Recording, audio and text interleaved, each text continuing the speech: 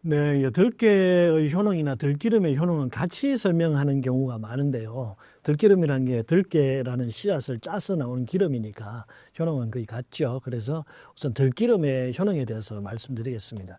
이 들기름의 효능은 그냥 오메가3의 효능이다. 이렇게 생각하시면 제일 쉽습니다.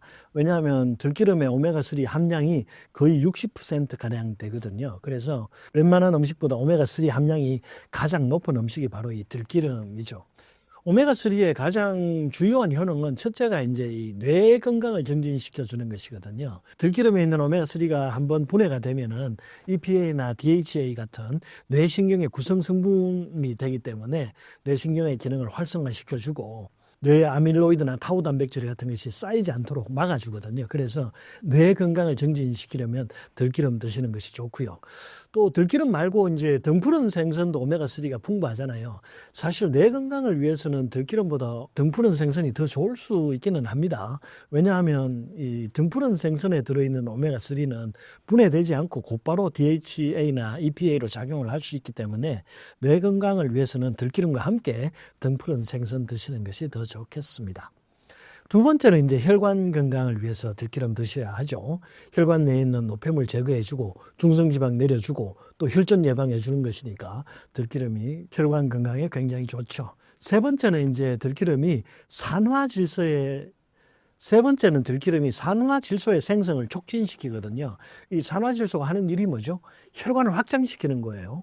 산화질소 하면 제일 먼저 떠오르는 것이 비아그라잖아요. 비아그라가 산화질소가 사라지는 것을 막아서 더 오래 머무르게 만들어주죠. 그래서 이제 혈관이 확장하는 것이고 혈액이 모이는 것이에요. 그래서 산화질소가 있으면 혈관이 확장되고 혈압이 내려갑니다. 힘도 더 많이 나죠. 그래서 산화질소가 생성되는 음식들 드시면 좋은데 그 중에 하나가 들기름입니다.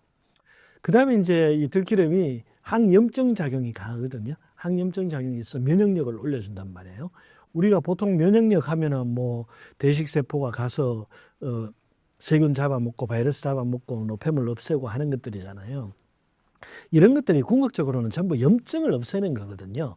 그래서 들기름을 드시면은 C 반응성 단백질이라고 CRP라고 하는 수치와 IL6 같은 염증 지표 수치들이 전부 내려갑니다. 그래서 염증 제거하는 데는 들기름이 좋다. 이렇게 알고 계시면 되겠고. 또 들기름이 직접 이제 염증을 제거하는 부위가 있는데 위식도 질환이 있을 때 들기름 드시면 좋습니다. 우리가 산이 올라와서 식도 질환이 있으면 목에 뭔가 걸리는 느낌, 그걸 뭐라 그러죠? 이물감, 목에 이물감이 증가한다 이렇게 말씀하시거든요. 그래서 수시로 캑캑거리시는 분들 굉장히 많단 말이죠.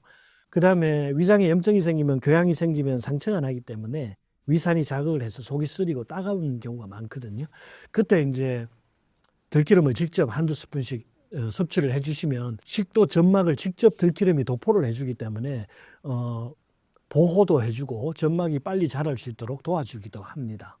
우리가 그럼 오메가3 먹으면 되잖아 이렇게 말씀들 하시는데 되게 건강식품으로 구입해서 먹는 오메가3는 장용성이거든요. 장에 가서 이제 녹아가지고 몸에 흡수된단 말이에요. 그래서 위식도에는 직접 영향을 주지 않기 때문에 위식도에 염증이 있거나 이물감으로 식도 불편감이 있으신 분들은 들기름 직접 한두 스푼씩 먹는 것이 더 좋습니다. 그 다음 이 들기름이 피부 미용에도 굉장히 좋습니다. 자외선 때문에 손상된 피부를 회복시켜 주기도 하고 또 들기름에 포함된 로즈마린산이나 루테올린이 주근깨나 기미의 이 원인이 되는 멜라닌 색소의 집착도 막아줄 수 있거든요. 또 기름이 가장 많이 쓰이는 곳이 있죠. 변비 예방에도 도움이 됩니다. 변비를 예방할 때는 들깨로 드시는 것이 좋거든요. 깨에 있는 이제 섬유질이 함께 들어오기 때문에 장에서 변이 더 쉽게 나갈 수 있도록 도와줄 수 있죠.